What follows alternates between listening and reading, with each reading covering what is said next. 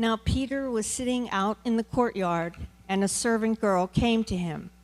"You also were with Jesus of Galilee," she said, but he denied it before them all. "I don't know what you're talking about," he said. Then he went out to the gateway, where another girl saw him and said to the people there, "This fellow was with Jesus of Nazareth."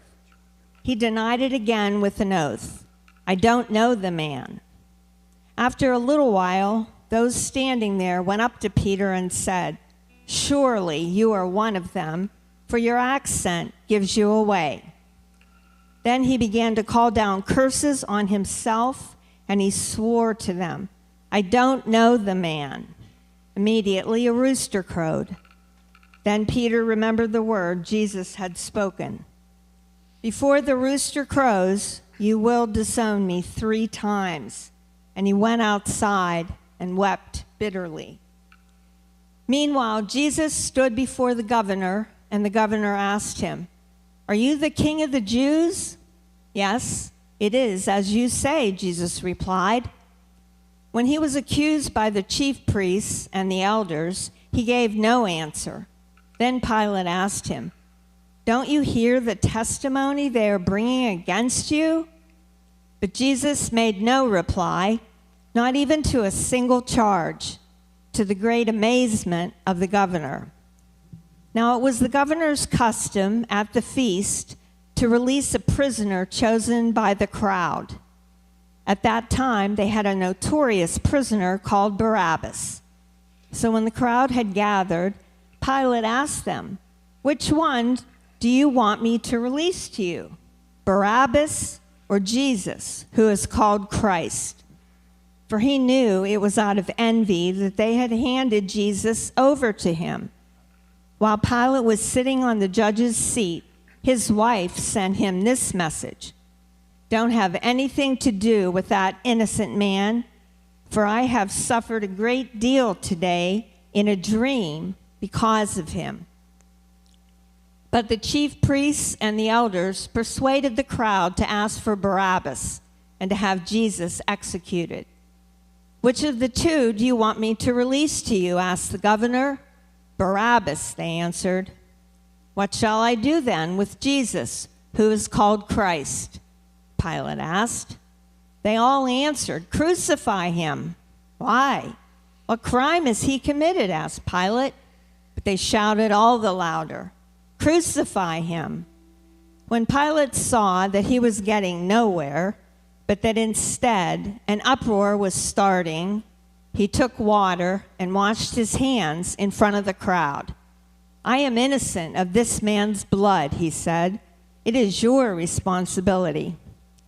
All the people answered, "Let his blood be on us and on our children." Then he released Barabbas to them, but he had Jesus flogged and handed him over to be crucified. Then the governor's soldiers took Jesus into the praetorium and gathered the whole company of soldiers around him. They stripped him and put a scarlet robe on him, and then twisted together a crown of thorns and set it on his head. They put a staff in his right hand and knelt in front of him and mocked him. "Hail, King of the Jews," they said.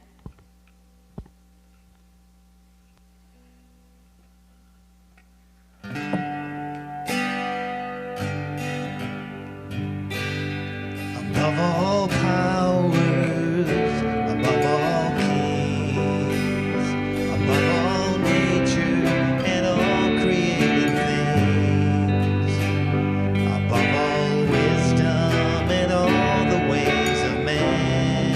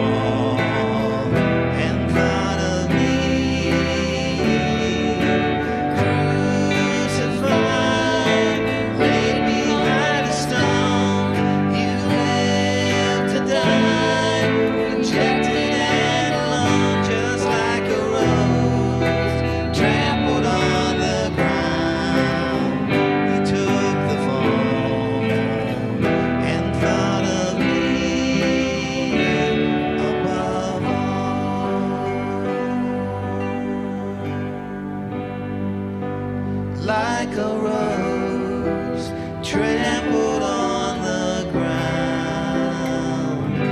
You took the fall and thought of me above all.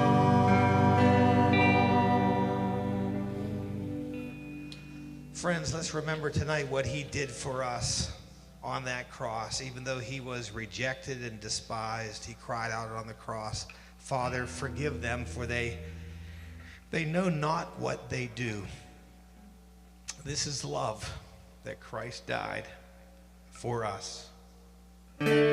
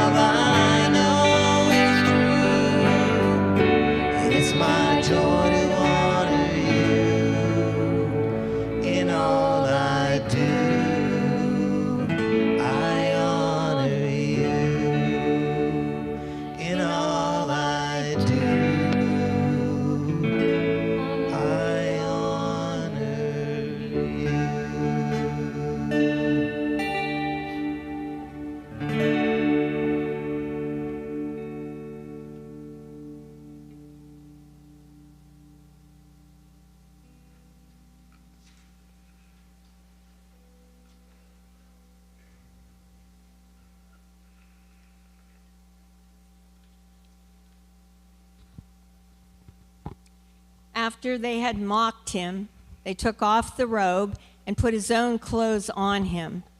Then they led him away to crucify him. As they were going out, they met a man from Cyrene named Simon, and they forced him to carry the cross. They came to a place called Golgotha, which means the place of the skull. There they offered Jesus wine to drink, mixed with gall, but after tasting it, he refused to drink it. When they had crucified him, they divided up his clothes by casting lots. And sitting down, they kept watch over him there. Above his head, they placed the written charge against him. This is Jesus, the King of the Jews. 2 robbers were crucified with him, one on his right and one on his left.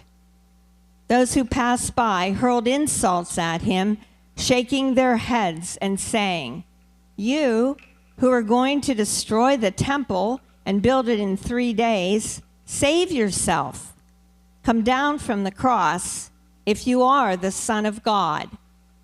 In the same way, the chief priests, the teachers of the law, and the elders mocked him. He saved others, they said, but he can't save himself. He's the King of Israel. Let him come down now from the cross, and we will believe in him. He trusts in God. Let God rescue him now if he wants him, for he said, "I am the Son of God."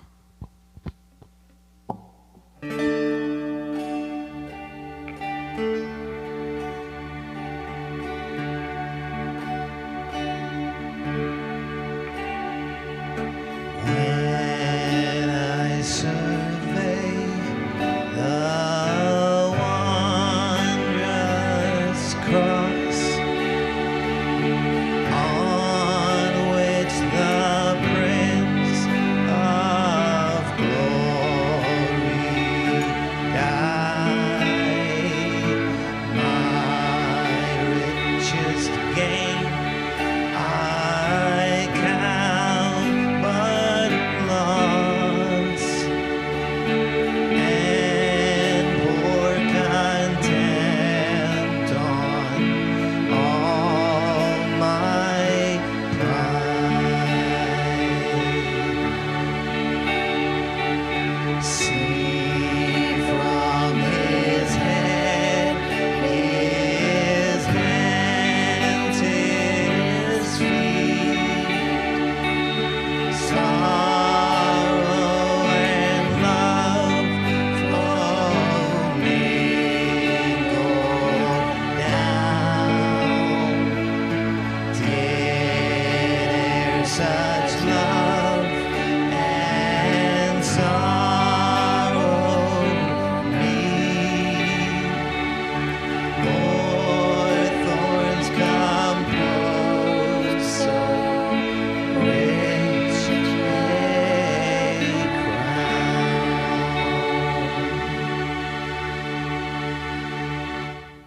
Oh, the wonderful cross. Oh, the wonderful cross. Bids me come and die and find that I may truly live. Oh, the wonderful cross. Oh, the wonderful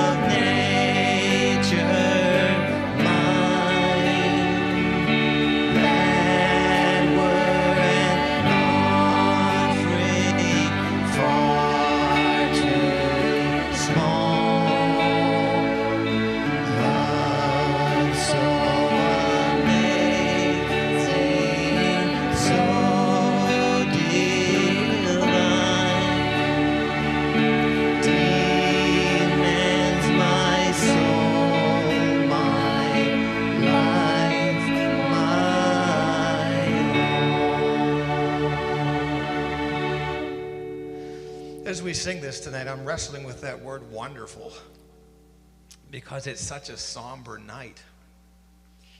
You know, on the other side of it, every Sunday we have so much joy and enthusiasm about the cross and what Jesus did for us. But tonight, as I lead you in these songs, I'm just wrestling with that word wonderful. But it's a deep word. And it is so wonderful that while we were yet sinners, dirty, rotten sinners, all of us, that Jesus died for us. Oh, the wonderful cross. Oh, the wonderful cross. It's me come and die and find that I may truly live. One last time, everybody. Oh, the wonderful cross. Oh, the wonderful cross. All who gather here by grace draw near and bless your name. When I survey the wondrous cross on which the Prince of Glory died, my richest gain I count but loss, and pour contempt on all my pride.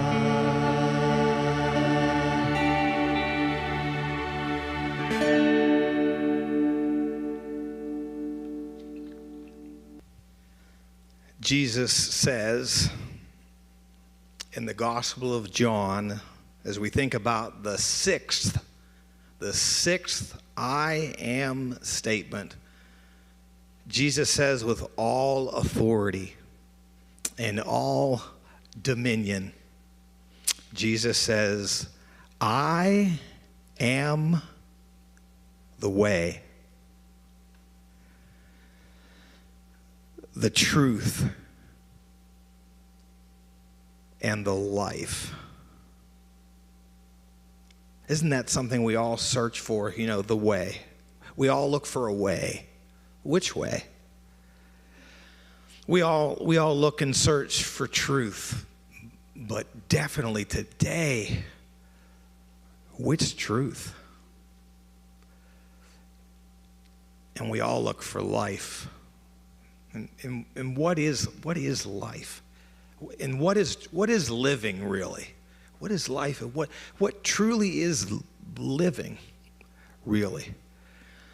People say that living is, you know, having the most money, climbing up the corporate ladder and being successful with a nameplate, having the greatest amount of possessions. Some people say that's living. A lot of people seem to have achieved that all around us these days and are hurting and are a mess. We think of Tiger Woods. God bless Tiger Woods, a great golfer, but got a wake-up call recently, you know? And we think to ourselves, you could have all that money, you could have all that success, you could have all that life and living, and you still roll your car over and need oxycodone. But Jesus says, and there's the article, I'm not the brightest bulb. I'm faking my way through all these years. But Jesus says, Brother Al, he's got the article "the" there. He says, I am the way. I'm the way. I'm the truth. The way is found in me. Truth is realized in me and my word. I am the word. and I'm the life. And I give life. And I give life in this world, and then when you take your last breath, you will either live with me for all eternity. All eternity. And I don't think heaven's going to be a boring place. I don't think it is, everybody. And Brother Jim, enjoying your pellet grill, maybe we'll have pellet grills in glory, and our food will be done perfectly there. But Jesus says, I offer life, and not just life on this side of glory, but eternal life, life beyond this world. Can you imagine that? Life beyond this world. We live our lives as we get older. We live our lives strangely and oddly looking towards our funerals and picking out our caskets and our funeral service and getting our tombstone and all that paid for, of which we should do, Brian Sockman. We should make all those preparations. We should.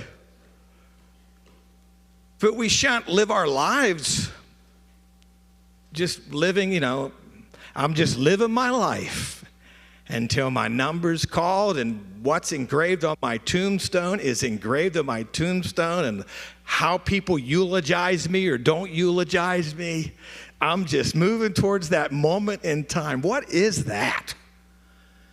What is that? Jesus says, I'm the way, I'm the truth, and I'm the life.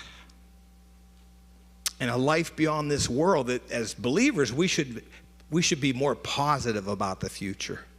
But we live our lives every day, even as Christians, we live our lives every day like we're looking forward to a funeral. Yeah, I just turned 57 yesterday. Some of you have birthdays coming up in April. But Jesus says, I'm the way. I've got a direction for your life. I'm the truth.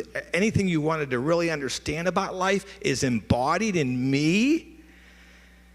And I'm the life. And I offer you a life beyond this world in me, apart from the flames of hell. And there is a hell. And the Bible talks about it.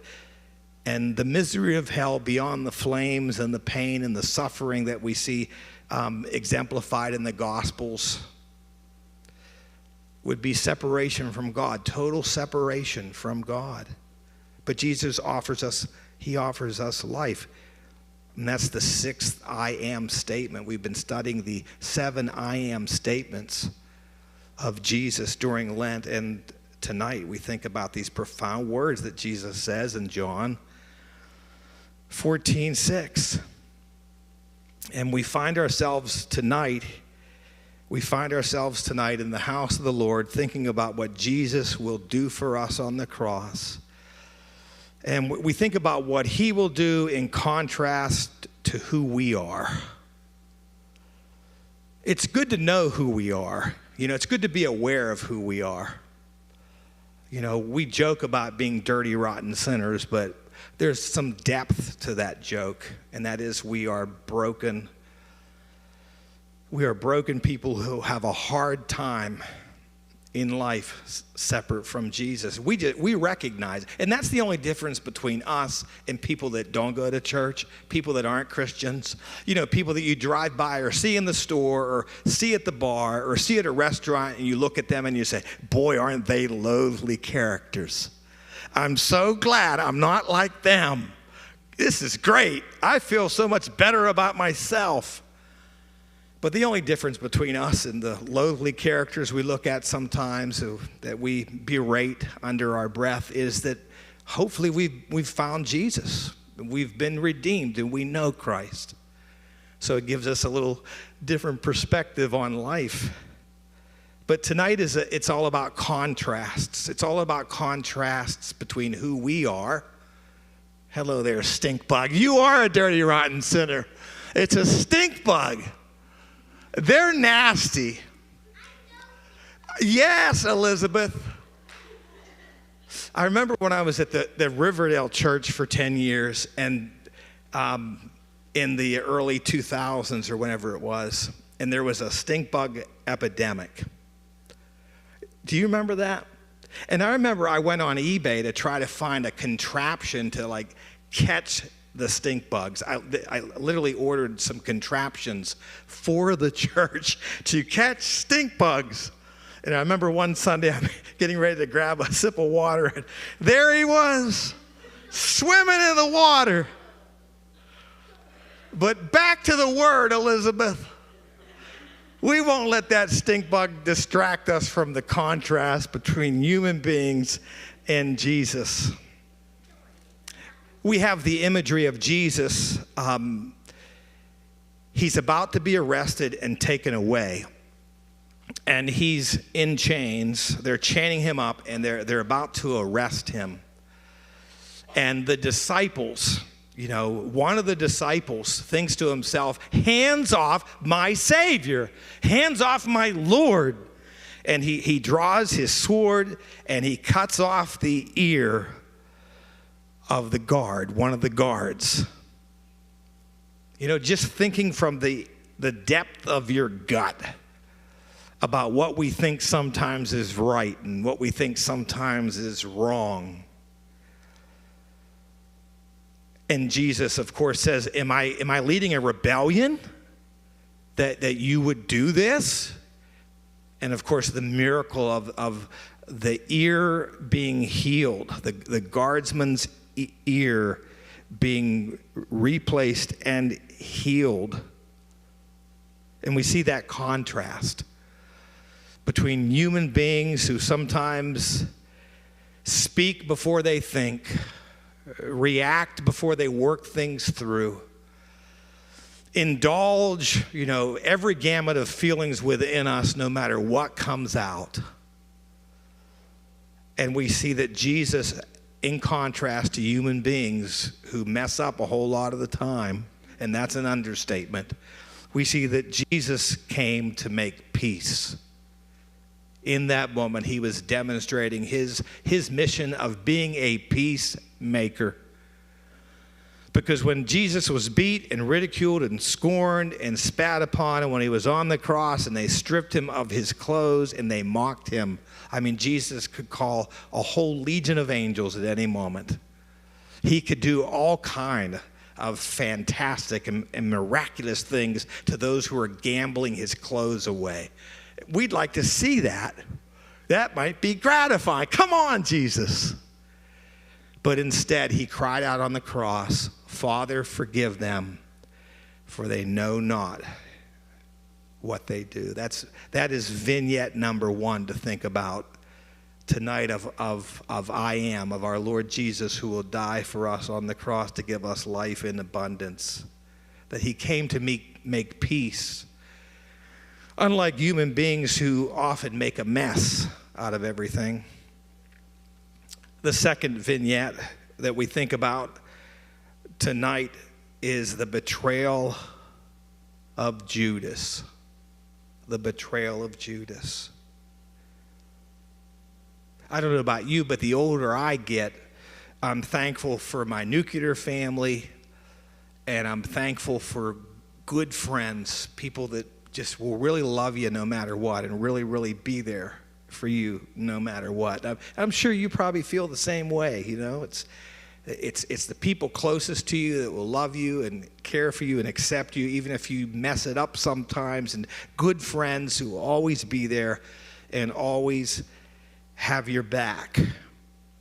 And of course, we're all familiar with the story of Judas's betrayal and how lost Judas was in the fulfillment of his own desires and the satisfaction of his own hungers, wanting to pursue wealth and riches, led by greed, that Judas would even turn on Jesus.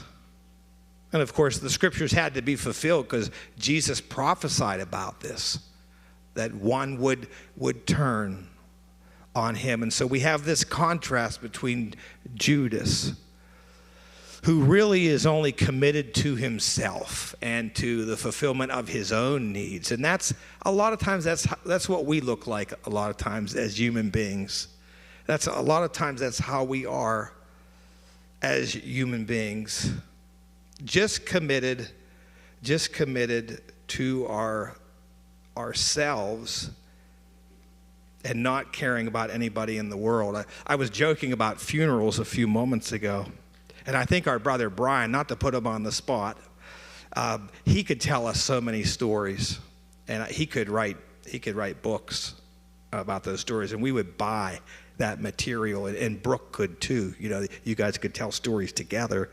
But I remember one time several years ago back in Beaver County, I was talking to a funeral director in Beaver County about the funeral director was just lamenting about how cruel and how selfish families and people can be and how they can betray each other, especially over money. And I remember this story so well from my Beaver County days from this funeral director who talked about this very devout Roman Catholic worshiper of Jesus who loved the Lord. You can be Catholic and love Jesus, you know. I'm not here to debate Catholic doctrine versus Protestantism. Obviously, we're Protestants. We could talk about that, but I've known lots of people who are Catholic, but they love Jesus, okay? But this was a very devout Catholic woman. She loved Jesus, and she was looking forward to the kingdom, but she did prepare for her funeral. And she really wanted a very, very nice casket, you know, to be buried in. She had the means, she had the money, and she went all out, you know, to buy just the nicest casket. And what would be wrong with that? So she went all out. She wanted this beautiful, she wanted to have a beautiful mass and service upon her death and all these things. So this devout Catholic lady, Christian woman, she died. And the funeral director back in Beaver County was meeting with the woman's family and the woman's oldest daughter, and laying out, you know, this is the funeral casket, and these are the plans that she'd like to have. And the daughter said, you know what, we don't need all that. She doesn't need all that. She doesn't need that expensive, you know, casket. You can go ahead and refund me off of my insurance. You can go ahead and refund me that part of it. And this casket over here, you know, will do. And she doesn't need a mass.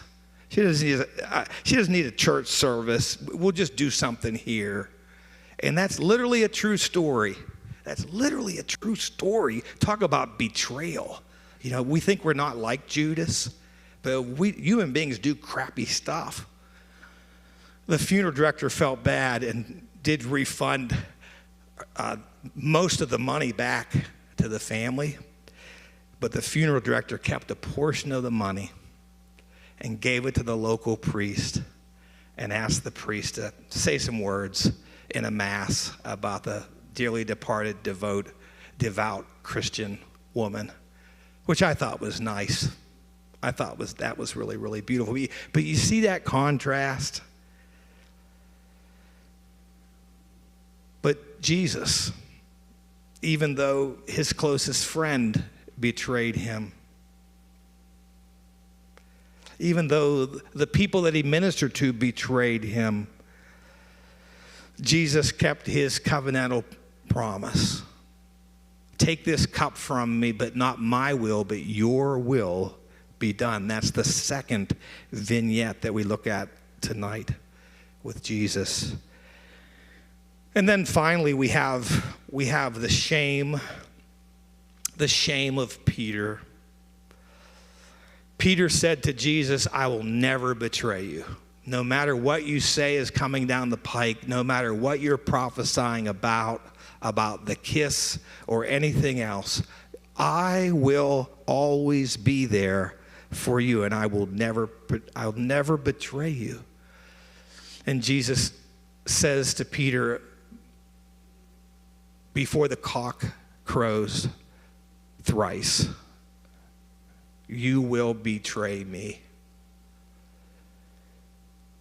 You will betray me, and betray me 3 times.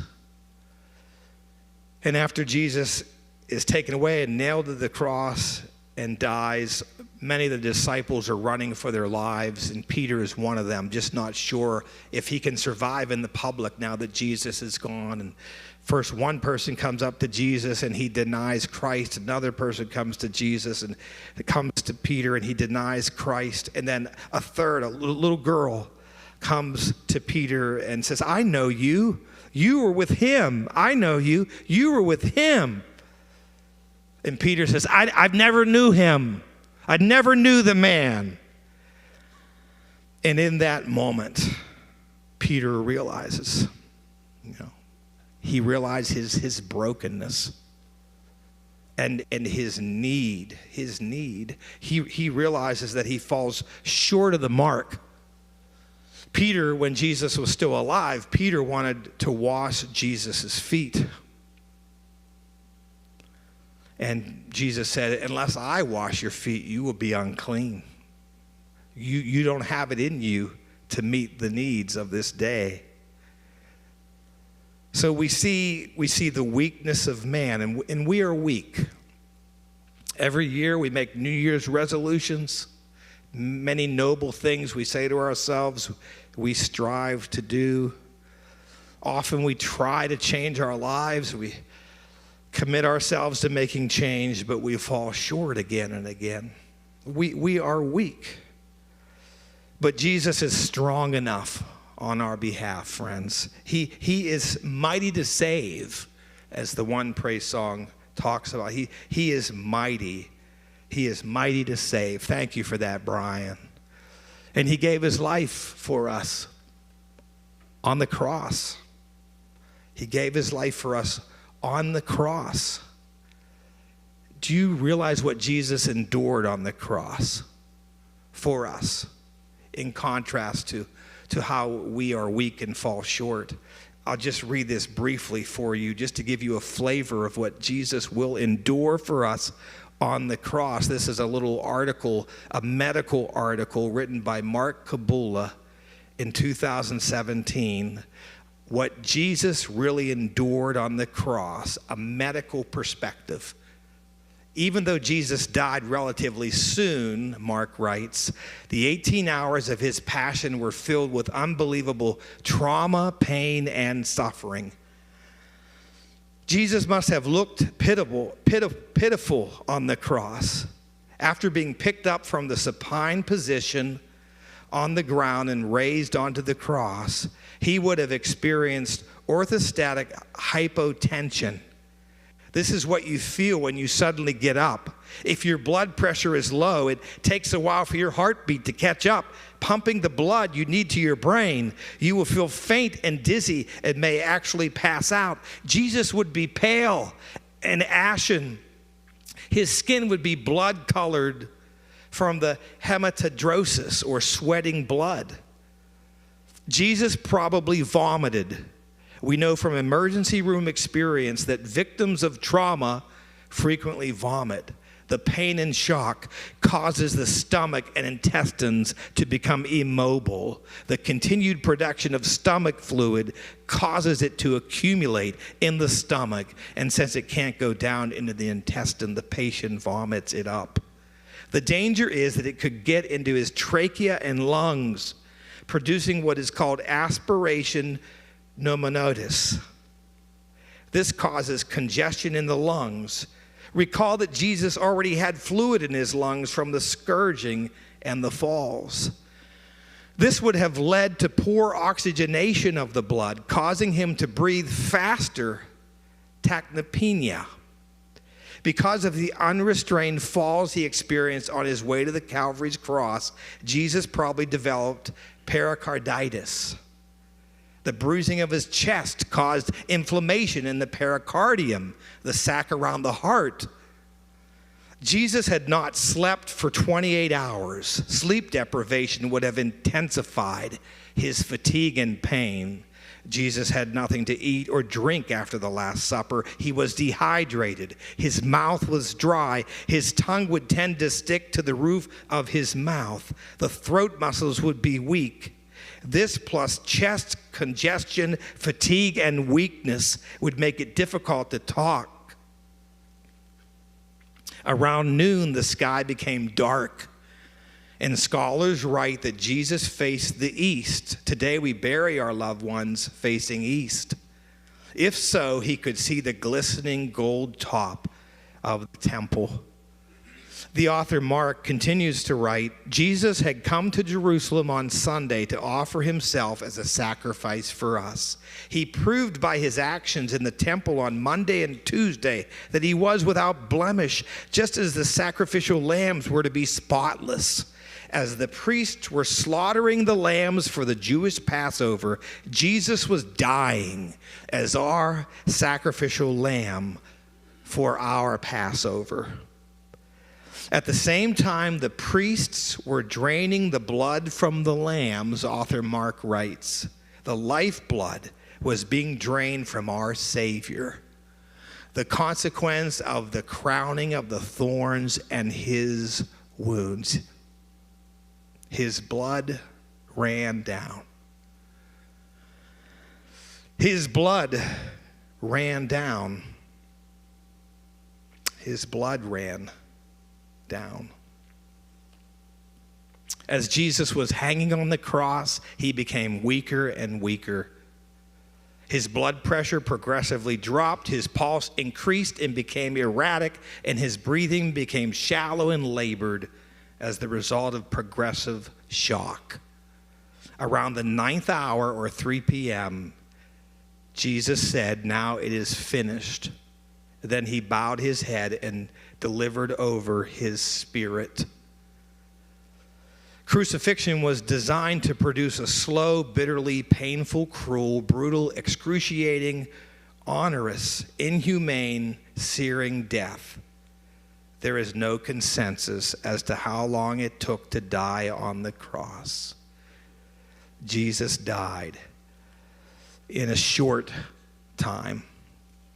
In a short time.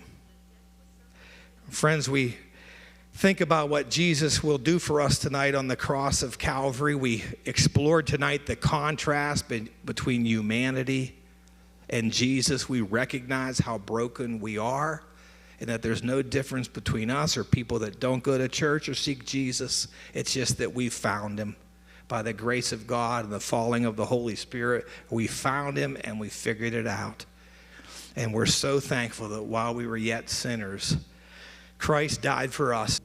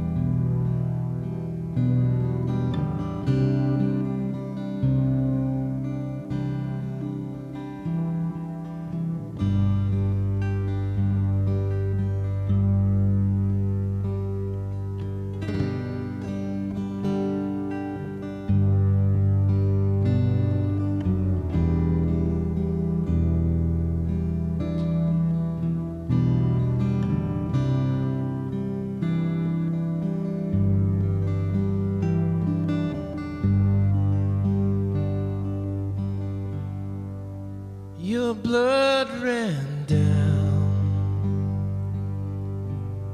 Your blood ran down.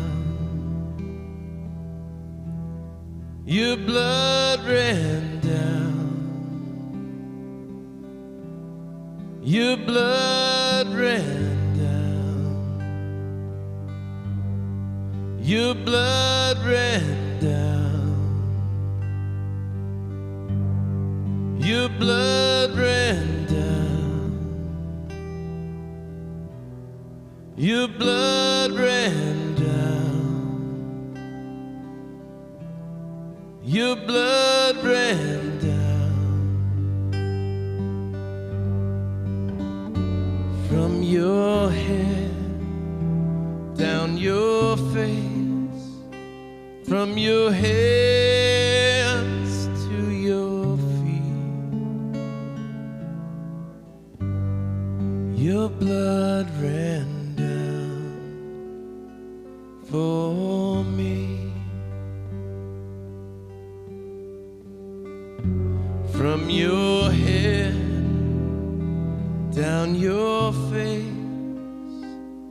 from your hands to your feet, your blood ran down for me. From your head down your face, from your hands to your feet, your blood ran down for me. From your head down your face, from your hands to your feet, your blood ran down. Your blood ran down.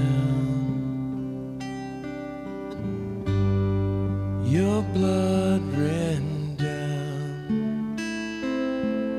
for me.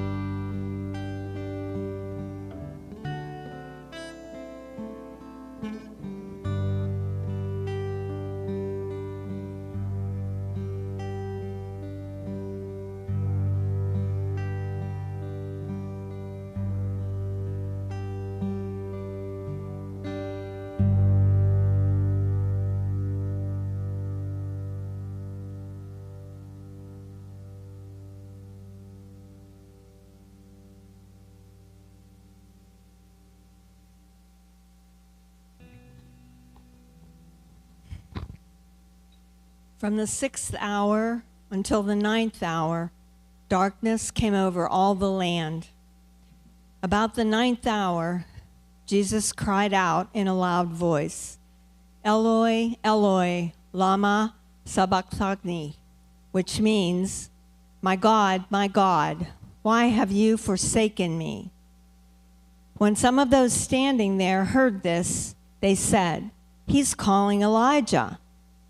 Immediately, one of them ran and got a sponge. He filled it with wine vinegar, put it on a stick, and offered it to Jesus to drink. The rest said, "Now leave him alone. Let's see if Elijah comes to save him." And when Jesus had cried out again in a loud voice, he gave up his spirit. At that moment, the curtain of the temple was torn in two, from top to bottom. The earth shook, and the rocks split. The tombs broke open, and the bodies of many holy people who had died were raised to life. They came out of the tombs, and after Jesus' resurrection, they went into the holy city and appeared to many people. When the centurion and those with him who were guarding Jesus saw the earthquake and all that had happened, they were terrified and exclaimed, "Surely he was the Son of God." Many women were there, watching from a distance. They had followed Jesus from Galilee to care for his needs. Among them were Mary Magdalene, Mary, the mother of James and Joseph, and the mother of Zebedee's sons. As evening approached, there came a rich man from Arimathea named Joseph, who had himself become a disciple of Jesus. Going to Pilate, he asked for Jesus' body, and Pilate ordered that it be given to him. Joseph took the body, wrapped it in a clean linen cloth, and placed it in his own new tomb that he had cut out of the rock. He rolled a big stone in front of the entrance to the tomb and went away.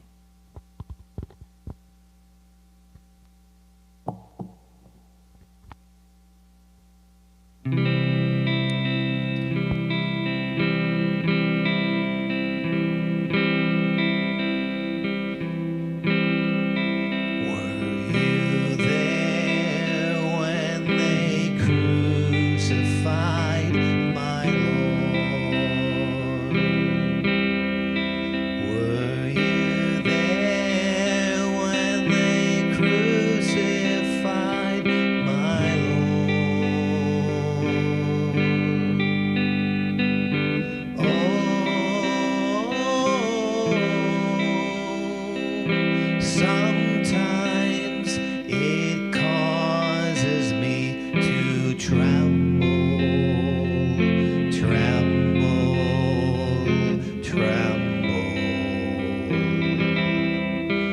Were you there when they crucified my Lord? Were you there when they nailed him to the tree? Were you there when they nailed him to the tree?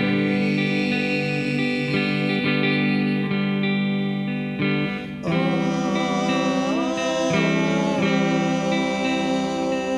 sometimes it causes me to tremble, tremble, tremble. Were you there when they nailed him to the tree? Were you there when they laid him in the tomb? Were you there when they laid him in the tomb?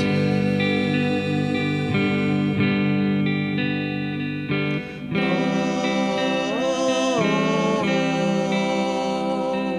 sometimes it causes me to tremble, tremble, tremble.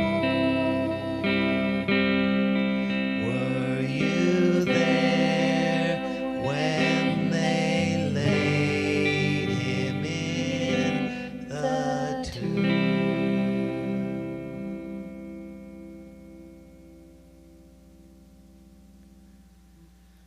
Were you there when they crucified my Lord?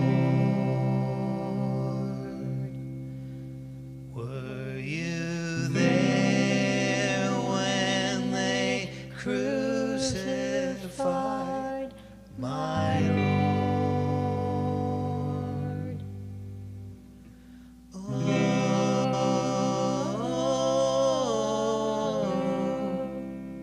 Sometimes it causes me to tremble, tremble, tremble.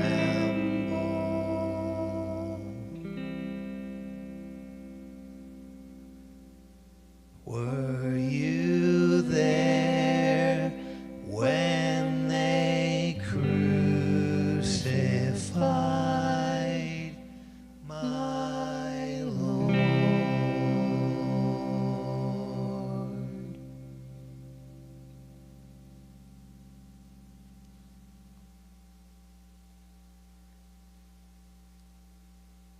Thank you all for coming tonight, for family and friends and people who've traveled to be with us tonight to think about what Jesus will do for us on the cross. Love to have you on Easter morning.